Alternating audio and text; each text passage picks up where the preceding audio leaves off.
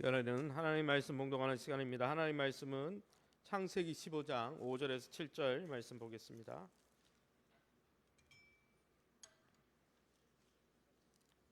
창세기 15장 1절에서 창세기 15장 5절에서 7절입니다. 저와 여러분이 찾으셔서 한 절씩 교독하겠습니다. 창세기 15장 5절입니다. 그를 이끌고 밖으로 나가서 이르시되 하늘을 우러러 무뼈를 셀 수 있나 보라. 또 그에게 이르시되 내 자손이 이와 같으리라. 아브라함이 여호와를 믿으니 여호와께서 이를 그의 의로 여기시고 같이 있습니다. 또 그에게 이르시되 나는 이 땅을 내게 주어 소유를 삼게 하려고 너를 갈대아인의 우르에서 이끌어낸 여호와니라. 아멘. 오늘은 창세기 15장 아브라함의 이 언약의 말씀을 통해서 주가 이루십니다, 하나님이 역사하십니다, 이런 제목으로 말씀을 함께 나누길 원합니다. 우리는 지난 우리 신년 3주간 걸쳐서 하나님이 창조하신 이 세상이 얼마나 아름답고 하나님의 나라가 처음에 얼마나 심히 보시기에 좋았는지에 대해서 설명을 들었습니다. 원래 우리 인류는 하나님을 사랑하고 예배하고 섬기면서 안식을 누리고 그 안식과 기쁨 가운데서 세상 만물을 경영하도록 지음받았다라고 저희가 소개받았습니다. 그런데 이렇게 놀랍게 하나님이 보시기에 심히 좋도록 만드신 하나님의 세계가 무너지는 일이 일어났다고 했죠. 창세기 3장에 나오듯이 하나님이 아니라 사단의 말을 더 신뢰한 아담과 하와가 정말 자기가 주인이 되고 자기 하나님이 되겠다는 그런 결심과 태도로 인해서 하나님과의 관계가 깨어지고 그로 인해서 자연 만물과의 관계가 다 도미노처럼 자동으로 다 깨어져서 결국 성소 에덴에서 쫓겨나고 하나님이 세웠던 심히 보시기에 좋았던 공동체와 하나님의 나라는 무너졌다, 그렇게 창세기는 설명하고 있습니다. 그러면 이렇게 우리의 죄악과 자기중심적인 삶으로 인해서 하나님이 창조하신 아름다운 이 세계가 무너져 내린 뒤에 하나님은 아무 계획 없이 그냥 될 대로 되라 내버려 두셨을까요? 그렇지 않다는 것이죠. 우리가 15장으로 건너뛰었지만 창세기 4장부터 성경을 쭉 읽어보면 하나님이 창조하셨던 보시기에 심히 좋았던 그 세상으로 다시 회복시키는 그러한 역사를 일으키기 위해서 이 인류 역사에 지대한 관심을 갖고 있더라는 것이죠. 타락한 세상, 하나님을 거부하는 세상으로부터 하나님을 신뢰하고 여전히 하나님을 사랑하고 예배하고자 하는 하나님의 사람들을 다시 불러내시더라는 거죠. 그러한 사람들을 통해서 무너졌던 하나님이 창조하셨던 하나님의 나라를 다시 세워가길 원하신다는 거죠. 그래서 창세기 4장에 보면 가인의 족보와 대비되는 셋의 족보가 나옵니다. 가인은 하나님을 반대하고 하나님을 거역하지만 이 아벨의 다음 사람으로 나오는 이 셋의 족보를 읽어보면 하나님을 경외하는 세대가 나타나는 것이죠.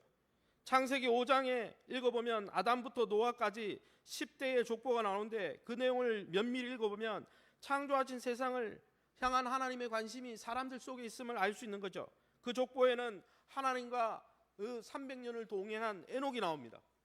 그 족보에는 하나님의 위로를 기대한, 그래서 아들의 이름을 노아라고 지은 라멕이 등장하는 거죠. 그 족보에는 하나님 앞에 의인이라 칭함을 받은 노아가 등장하는 것입니다. 이처럼 에덴 동산은 밖으로 쫓겨난 인류 역사 가운데 하나님은 여전히 하나님을 신뢰하고 예배하고자 하는 사람들을 불러가지고 하나님의 나라를, 하나님이 처음에 창조했던 그 세상을 복원하기 위해서 지금도 일하고 계시다는 것입니다. 사실 이 창세기를 기록한 모세의 의도도 그거죠. 왜 하나님이 그 이집트 땅으로부터 이 이스라엘 백성을 수백만 년에 되는 이스라엘 백성을 왜 불러냈을까? 왜 잘 살고 있는데 왜 불러냈을까? 왜 그들을 부르셨습니까? 왜 이집트라는 세상으로부터 이스라엘을 따로 불러내셨습니까? 왜 아브라함을 오늘 본문에 가나안 땅으로 이 갈대아 우르 땅에서 불러내셔서 가나안 땅으로 보내십니까? 왜 우리를 세상 가운데 교회라는 이름으로 따로 불러내어 오늘 이렇게 주일에 모여서 하나님을 예배하고 왜 따로 교회라는 이름으로 따로 불러내셨을까요? 그 이유가 오늘 본문에 나온다는 것입니다. 그럼 오늘 본문을 통해서 하나님은 왜 이 세상 가운데 이 세상에 깊이 빠져 있는 우리를 불러내어서 교회라고 따로 부르고 계십니까? 왜 아브라함을 갈대아 우르 땅에서 불러내셨을까요? 왜 이스라엘 백성들을 모세가 이 창세기를 기록하고 있는데 이집트 땅에서 왜 불러내십니까? 왜 자꾸 불러내시는가요?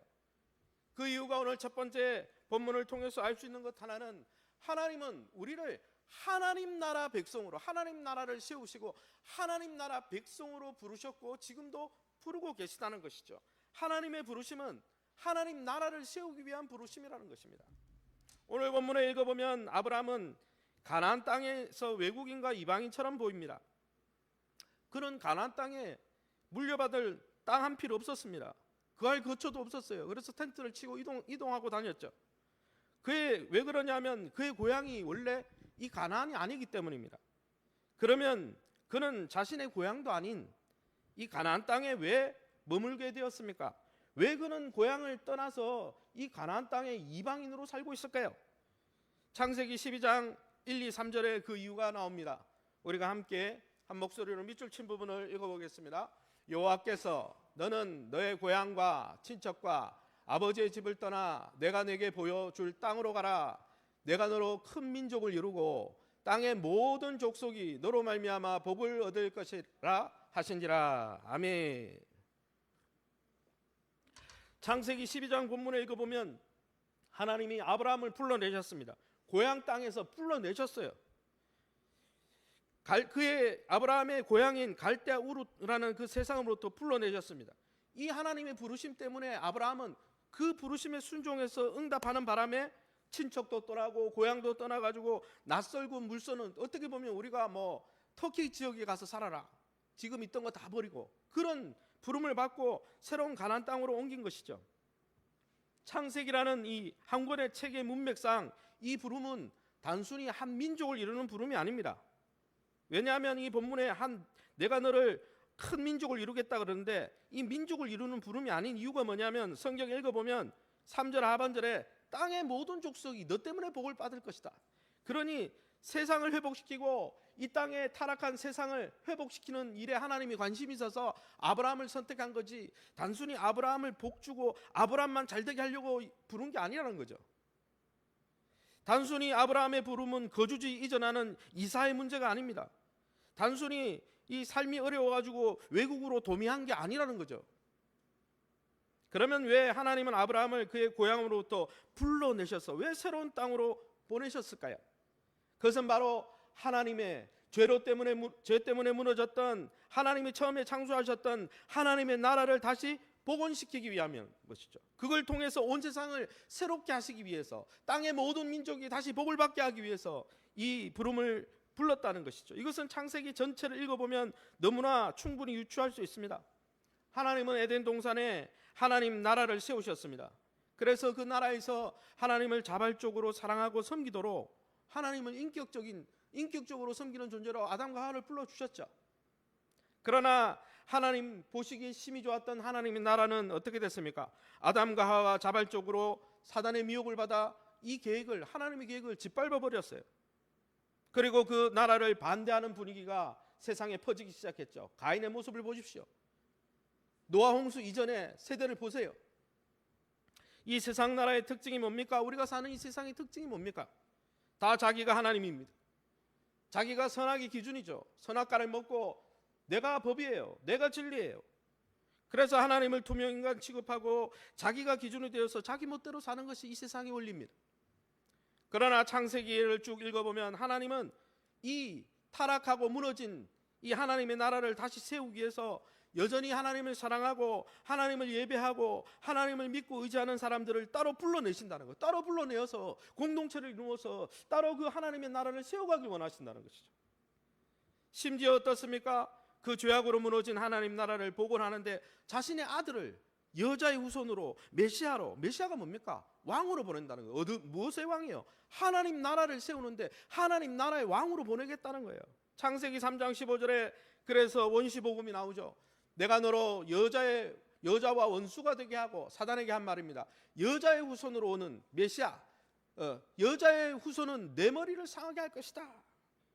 여러분은 뱀으로 비밀한 사단이 에덴 성소에서 행한 일이 뭡니까? 하나님이 창조하신 보시기에 심히 좋았던 하나님 나라 질서를 다 무너뜨리는 거예요.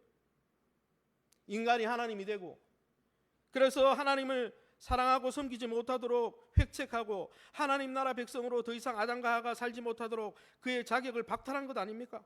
그래서 어떻게 됐습니까? 하나님과의 관계만 깨어진 게 아니에요. 온 우주 만물과 좋았던 관계가 다 깨어지게 만들었죠. 그런데 이에 비해서 여자의 후손으로 하나님 나라 왕으로 메시아가 왕이라는 뜻이거든요. 하나님 나라 왕으로 예수님이 여자의 후손으로 오신 이유가 뭡니까? 사단의 일을 멸하려고, 사단의 머리를 깨뜨리려고. 사단이 한 일이 뭔데요? 하나님과 우리 사이를 짓밟아서 하나님의 나라를 무너뜨리는 일이잖아요. 그러게 하나님과 우리 사이를 회복시키고, 하나님과 우리 사이가 회복시켜서 도미노처럼 무너졌던 우주 만물과의 관계를 회복시켜서 하나님의 창조하셨던 처음 보시기에 심히 좋았던 하나님 나라를 세우기 위해서 오시는 것 아닙니까? 그래서 마가복음에 마가는 이렇게 설명하고 있습니다. 하나님의 아들 예수 그리스도의 복음의 시작이라. 복음이 뭔데요? 하나님의 복음을 전파하여 가라사대. 여러분, 예수님이 하신 일이 뭡니까? 때가 찼고 하나님 나라가 가까이 왔다는 거예요. 무너졌던, 죄로 인해서 무너졌던, 보시기 심히 좋았던 하나님 나라를 세우기 위해 왔다는 거예요. 그래서 회개하고 복음을 믿으라는 것이죠. 골로새서 사도 바울은 이것을 이렇게 요약했습니다. 흑암의 권세에서 건져내사 그의 사랑의 아들의 나라로 옮기셨으니. 왜 그렇게 하십니까? 만물들이 하늘에 있는 것이나 땅에 있는 것이나 만물들이 하나님과 화목하게 되고, 원래 하나님, 우리와 하나님과의 관계가 회복되므로 하나님과 만물과의 관계가 회복되게 하는, 원래 창조하셨던 하나님 나라를 회복시키려고 예수님을 보냈고, 그 하나님 나라의 시작으로 예수님을 보내신 것이죠. 그러게 여러분, 하나님은 지금도 죄로 무너진 하나님의 나라를 세우는 일에 하나님을 믿고 신뢰하는 자들을 부르고 계시다는 거예요. 불러내신다는 거예요. 세상에서 불러내신다는 거예요. 사실 그 옛날 출애굽한 이스라엘 백성들은 왜 자신들이 출애굽했는지 몰랐을 겁니다. 왜냐하면 많은 사람들이 여호와 하나님을 잊어버렸어요. 4세대가 지나가면서. 그런데 그와 마찬가지로 우리도 하나님께서 왜 세상으로부터 불러냈는지 잘 모르고 신앙생활할 때가 많은 것 같습니다. 마치 이스라엘 백성들이 왜 잘 살고 있는데 왜 광야로 우리를 불러 이렇게 고생시키냐, 하나님이 왜 이집트 땅에서 불러냈냐, 그래서 창세기를 기록한 거 아닙니까? 많은 사람들이 신앙생활할 때 가려운 부분, 자신의 인생의 필요를 채우기 위해서 신앙생활을 시작합니다. 어떤 사람은 자신의 삶에 고난이 있기 때문에 교회로 나옵니다. 어떤 사람은 이대로 좋을까 삶의 의미와 목적을 찾기 위해 교회로 나옵니다.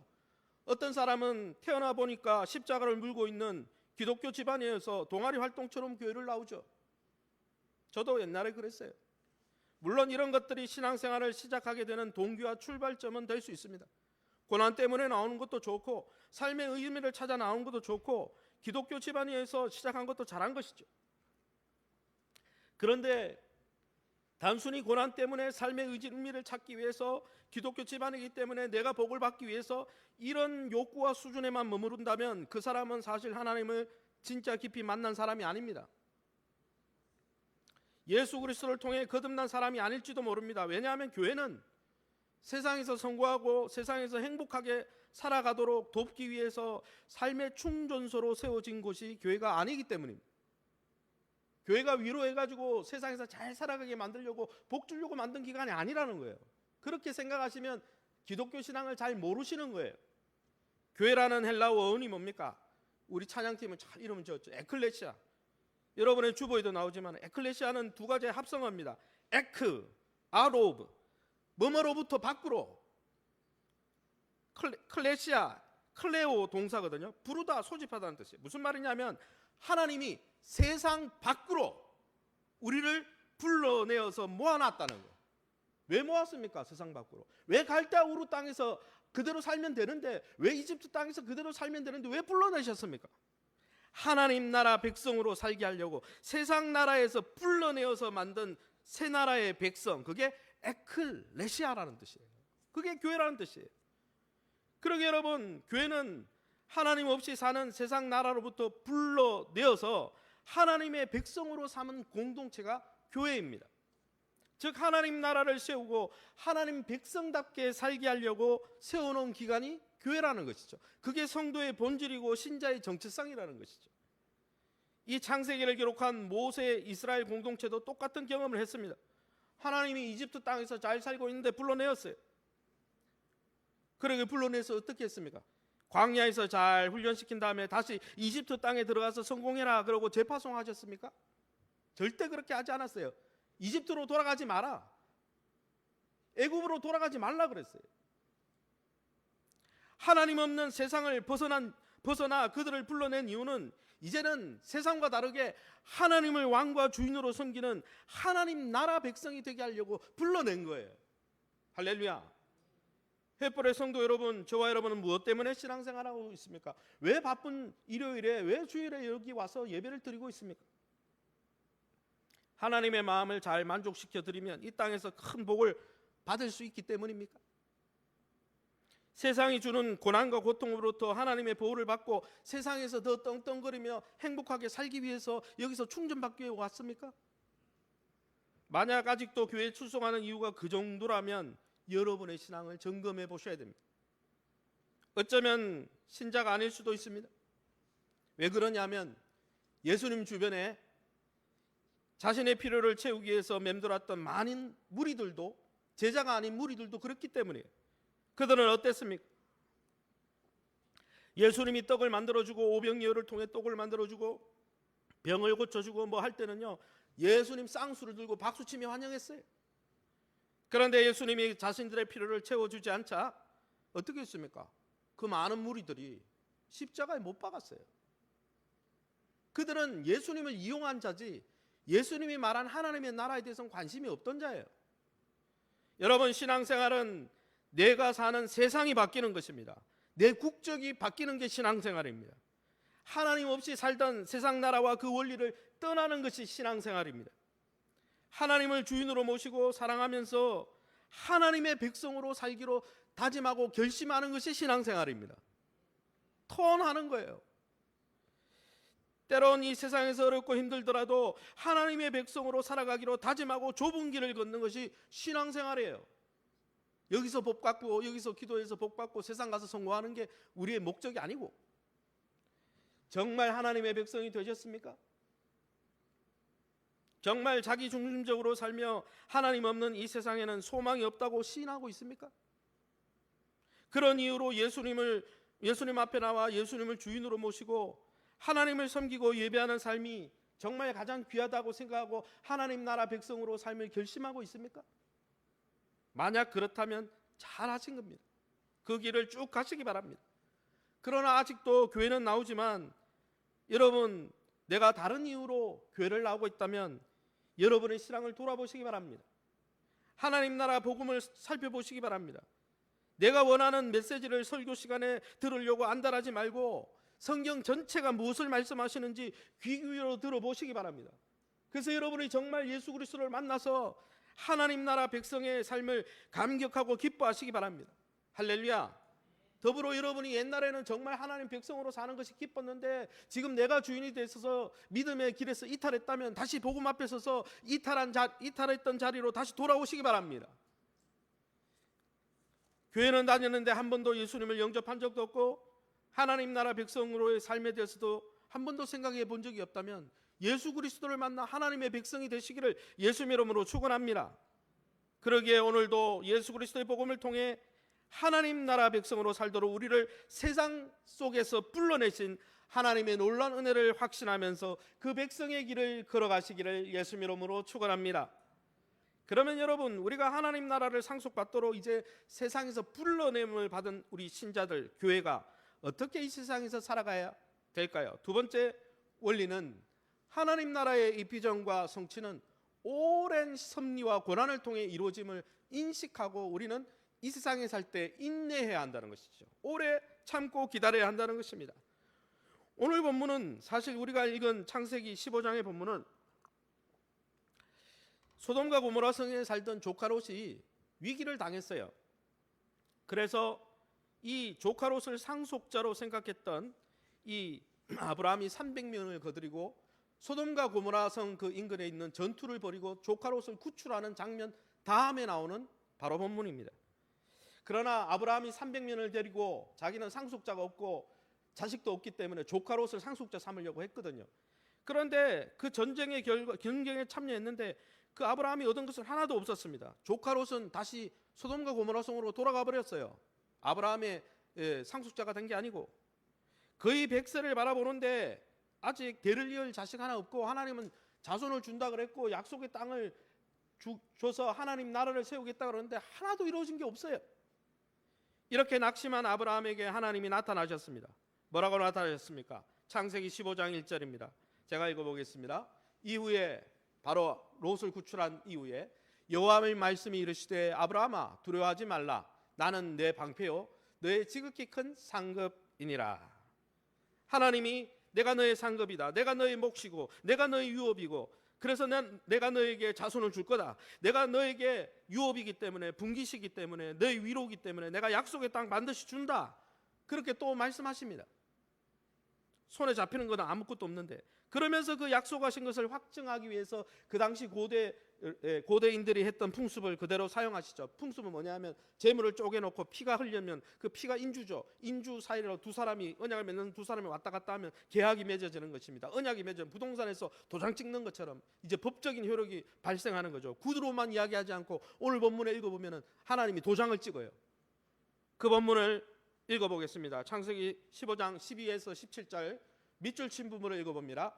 해질 때 아브라함은 깊은 잠이 임하고 내 자손이 이방에서 객이 되어 그들을 섬기겠고 그들은 400년 동안 내 자손을 괴롭히리니 그들이 섬기는 나라를 내가 징벌할지며 그 후에 내 자손이 큰 재물을 이끌고 나오리라.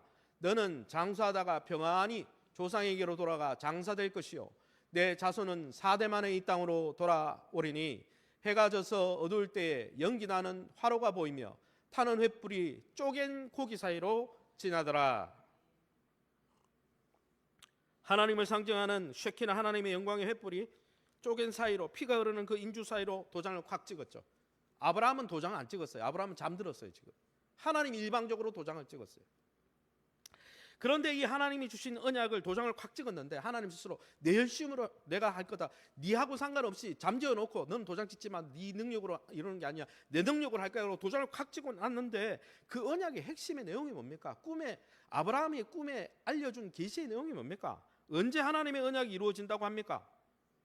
언제 하나님의 약속의 땅을 언제 차지하게 된다는 거예요? 400년 뒤에요. 자손도 400년 뒤. 하나님이 이렇게 언약했는데 도장을 확 찍었는데 법적 문서로 하나님의 효력을 발휘하게 했는데 아브라함은 하나님의 꿈과 계획만 쫓아가지고 여러분 고향을 버리고 가나안 땅에 왔잖아요. 하나님밖에 없어요. 그런데 하나님 말씀하는 게 뭐냐면 400년 뒤에나 이게 이루어질 거다. 그리고 뭐라고 합니까? 15절에 너는 이 약속만을 믿고 바라보다가 조용히 세상을 떠날 거다. 그러니까 네 당대에는 이걸 볼 수가 없다. 저는 이 본문을 묵상하면서 깨달은 것이 하나 있습니다. 하나님 나라의 비전과 약속을 우리가 예수 그리스도를 통해 받았지만은 그 하나님 나라가 완전히 우리의 삶 속에 이루어지는 것을 우리가 100% 다 볼 수는 없다라는 거예요. 400년이라는 시간이 지나야 된다는 거죠. 이것이 신앙생활을 힘들게 하는 점입니다. 왜냐하면 여러분 모든 것이 우리는 어떻습니까? 내가 기득권을 갖고 이 세상에서 좀 건강할 때 하나님이 다 이루어줬으면 좋겠잖아요. 그런데 하나님이 안 그렇다 이렇게 이야기하는 거예요. 하나님의 나라는 하나님의 약속은 성취되기까지 오랜 세월이 지나고 오랜 고난이 지나고 출애굽한 이스라엘 백성들이 그냥 여러분 출애굽했습니까? 400년 뒤에 오랜 고통과 시련 속에서 연단되어 가지고 나중에 출애굽하잖아요. 게다가 여러분 그 언약의 일부만 경험할 수 있다는 거죠. 아브라함은 이삭만 안았을 뿐이지 이삭만 받았을 뿐이지 나머지 것은 하나도 땅 한 필도 없었어요. 그래서 여러분 하나님 나라를 상속받고 세상으로부터 부름받은 성도에게 필요한 게 뭡니까? 인내라는 것입니다. 내 때에 이루어지지 않아도 분명히 하나님의 때에 이루어질 거니까 내 때에 속히 안 이루어진다고 조급해서 믿음의 자리를 박차고 나가지 말고 하나님의 때에 이루어질 것이니까 그것을 믿음으로 인내하며 기다려야 한다는 것이죠. 신앙생활은 그래서 한번 따라합시다. 인내생활입니다. 하나님의 때에 이루어지는 거예요. 하나님의 방법으로 이루어지는 거예요. 할렐루야. 사실 우리의 인생이 참으로 짧은 것 같아요. 저도 벌써 제가 대학 다닐 때 우리 부모님 나이가 되어버렸어요. 마음은 중고등부고 마음은 청년인데 마음속에는 저는 아직 청년이라고 생각하거든요. 근데 벌써 제가 대학 다닐 때 우리 어머님 나이가 되어버렸어요. 이런 유한한 인생을 살다 보니까 우리가 가진 습성이 하나 있습니다. 조급해집니다. 빨리빨리 안 되면 불안합니다. 유한하기 때문에. 원하는 결과와 성과가 안 나오면요, 여러분 쉽게 낙심하는 거예요. 난 루저인가? 루저 인생인가? 왜 변화가 없지?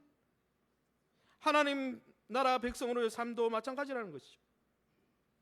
여러분, 횃불의 성도 여러분, 눈앞에 보이는 당장 뚜렷한 열매가 나타나지 않아도 하나님 나라와 주의 몸된 교회를 위해서 계속 헌신하고 사랑하고 열심을 부어야 할까요? 변화가 없는데, 블랙홀처럼 빛만 빨아들이는데 결과가 없는데 계속 헌신해야 됩니까? 내 삶에 아무런 변화가 나타나지 않는 것 같은데 계속 이 믿음의 길을 가야 됩니까? 그런 의문이 들 때가 있잖아요. 아브라함의 삶이 그랬다는 것이죠. 말이 좋아 믿음의 조상이지, 그는 당대에 손에 쥔 것이 아무것도 없었어요. 하나님의 약속은 받았지만은 그가 경험한 것은 겨우 이삭을 품에 품은 그것 말고는 아무것도 없었어요. 여러분, 우리가 예수 그리스도를 믿음으로 하나님 안에 거하고 있다면 하나님 나라가 천천히 더디 이루어지고 정말 느리게 이루어지는 것 같아도 오늘 내가 하나님의 백성으로 살아가는 이 하루가 의미 있다고 하나님 앞에 인정하고 계십니까? 유한한 내 인생의 한계 때문에 내 때에 봐야 되는데, 내 때에 봐야 되는데 하나님 나라가 끝난 거 아니야? 내 때에 왜 안 이루어지는 거야? 여러분, 우리의 유한한 한계 때문에 상속받을 하나님의 나라와 그 언약이 취소되거나 사라지지 않았음을 확신하고 있습니까? 그래서 계속 헌신하고 있습니까? 베드로후서에 사도 베드로는 그것을 이렇게 요약했습니다. 이 한 가지만은 잊지 마십시오. 주님께는 하루가 천년 같고 천년이 하루와도 같습니다. 우리 주님은 하시기로 약속한 것을 뒤로 미루시는 분이 아닙니다. 할렐루야. 비록 우리가 유한해서 하나님의 계획이 다 이루어지는 것 100% 볼 수는 없지만 하나님은 반드시 이루신다는 거예요. 그러기에 사랑하는 성도 여러분, 우리에게 주신 하나님의 나라를 상속받을 이 놀라운 약속은 분명히 현실로 나타날 것입니다. 할렐루야. 그런데 현실로 나타나는데 오랜 연단과 정화의 시간을 거쳐서 나타날 거라는 거예요. 그러므로 여러분, 우리가 하나님 나라를 상속받을 자로서 우리 눈앞에 현실이 녹록치 않아도 믿음으로 하나님의 때에 하나님의 방법대로 이루실 것을 믿음으로 인내하시기 바랍니다. 그런 1년의 시간이 지날 때 낙심하지 말고, 내가 버림받거나 루저의 인생을 사는 것이 아니라 좌절하지 말고, 믿음의 자리를 이탈하지 말고 믿음의 자리를 계속 지키며 주님과 동행하시기를 예수님 이름으로 축원합니다. 그러면 마지막으로 우리가 이 땅에 살면서 우리가 하나님의 때를 기다리는데 어떻게 기다려야 합니까? 세 번째는 하나님의 나라는 내가 아니라 하나님이 반드시 이루신다는 것을 기억하고 믿으시기 바랍니다. 창세기 15장 5절에서 7절 말씀 우리가 함께 읽어봅니다. 하늘을 우러러 무뼈를 셀 수 있나 보라. 내 자손이 이와 같으리라. 아브라함이 여호와를 믿으니 여호와께서 이를 그의 의로 여기시고 이 땅을 내게 주어 소유를 삼게 하려고 너를 갈대아인의 우르에서 이끌어낸 여호와니라. 아멘. 오늘 본문을 읽어보면 하나님은 아브라함에게 다시 약속하십니다. 이게 한 번 약속한 게 아니에요. 계속 의심이 날 때마다 아브라함이 언제 주세요? 하나님 땅 언제 주세요? 나는 자식 새끼 하나 없는데 조카 롯도 아니고 엘리에셀도 아니고 그러면 도대체 누굽니까? 계속 물었습니다. 그래서 믿음이 갖고 있는 사람은 의문이 나면 하나님 앞에 나가서 물으시면 돼요. 근데 물으니까 하나님이 뭐라고 하십니까? 다시 약속 주신 것이죠. 아브라함에게 다시 자손의 약속을 허락하십니다. 땅을 분명히 준다. 그리고 아까 계약서 도장을 확 찍어준 거죠. 그런데 사실 아브라함은 아직 아들 하나 없었어요. 상속자로 이렇게 조카 롯은 소돔과 고모라 성에서 구해줬더니 삼촌 은혜는 보답도 안 하고 그냥 자기 길로 가버렸어요. 기껏해야 자기 집에 있던 엘리에셀이라는 종밖에 없어요. 그래서 엘리에셀을 상속자로 삼으려고 그러는데 하나님이 안 주니까. 그런데 이렇게 낙심하고 낙담한 상황 속에서 하나님이 다시 나타나셔서 뭐라고 합니까? 내가 너의 상급이다. 내가 너의 분깃이다. 내가 너의 유업이다. 그리고 아브라함을 잠재운 다음에 내가 할 거야. 너는 잠자. 계약서에 너는 도장 찍지만 네가 무슨 능력 있어? 나만 도장 찍을게. 내가 할 거야. 도장 콱 찍었어요. 이런 하나님이 암담한 현실, 아브라함이 이렇게 아무것도 없는 현실 앞에서 하나님이 이런 말씀을 하자 아브라함은 어떻게 반응합니까? 여러 번 약속하시고 설득하시는 하나님을 믿었다 그랬어요. 하나님이 그 약속을 의지했다 그랬어요.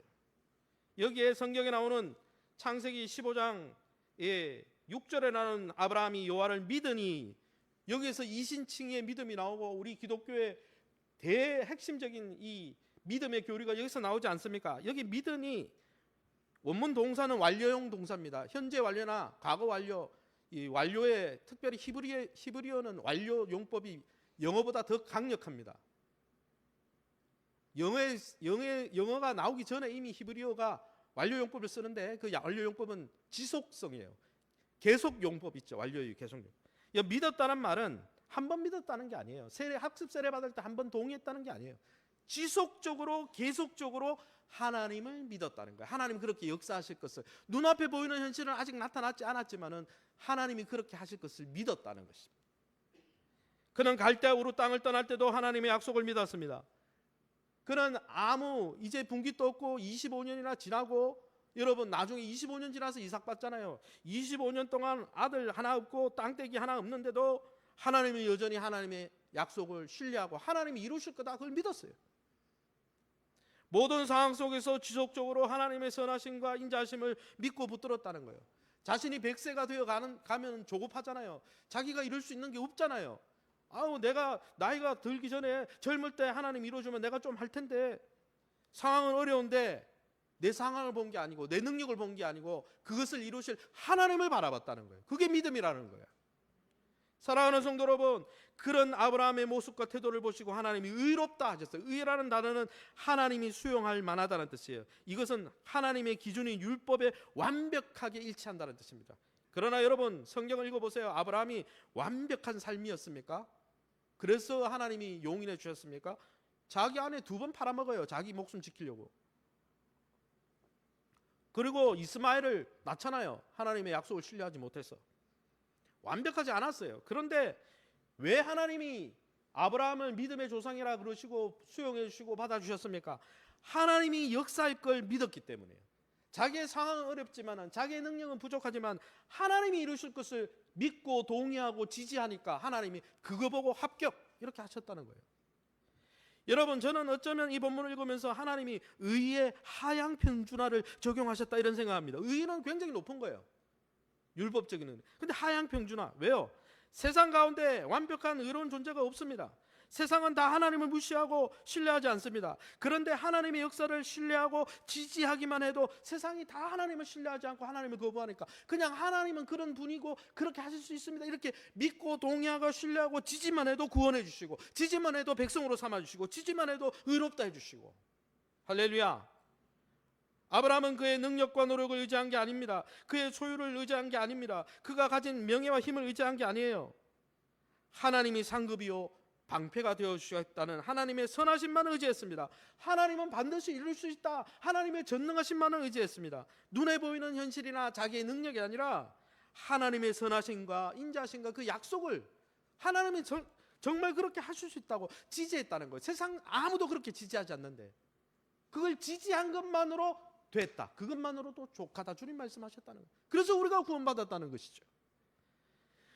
오늘 여러분, 사랑하는 성도 여러분, 우리도 늘 보이는 환경에만 주목할 때가 얼마나 많이 있습니까? 내가 가진 자원만을 바라봅니다. 내가 가진 조건만을 바라봅니다. 내 나이가 젊은가 늙었는가 그것만 바라봅니다. 그러다가 실망하고 포기하죠. 반대로 눈앞의 환경이 좀 괜찮고 내 능력이 좀 괜찮으면 자만합니다. 뭐든지 할 수 있어, 착각하죠. 그러나 여러분, 믿음은 그런 것이 아닙니다. 보이는 환경과 내가 가진 힘과 능력을 의지하는 게 아니에요. 우리는 하나님의 영이 떠나면 한낱 티끌일 뿐임을 기억하면서, 하나님, 나는 내 능력으로 이룰 수가 없습니다. 내 능력으로 하나님이 그 뜻을 이룰 수 없고 하나님 나라를 내가 성취할 수 없습니다. 하나님이 하십니다. 하나님의 신실하심과 성실하심과 선하심이 하십니다. 그러니 나는 실족하지 않겠습니다. 그러니 내가 실망하지 않겠습니다. 그러니 나는 인내하겠습니다. 할렐루야. 이제 말씀을 정리할까 합니다. 햇불의 성도 여러분, 하나님은 아무것도 없는 데서 하늘의 별들을 만드신 분입니다. 그러기에 100세나 되는 아브라함의 죽은 몸, 또 어떻습니까? 90세가 되어서 경수가 끊어져 가지고 이제 자녀를 낳을 수 없는 그들의 몸이 중요한 게 아니에요. 하나님이 일하심이 중요한 거예요. 그러기에 아브라함처럼 믿는 우리가 바라봐야 될 것은 우리의 몸의 상태나 건강 상태나 우리의 환경이 아닙니다.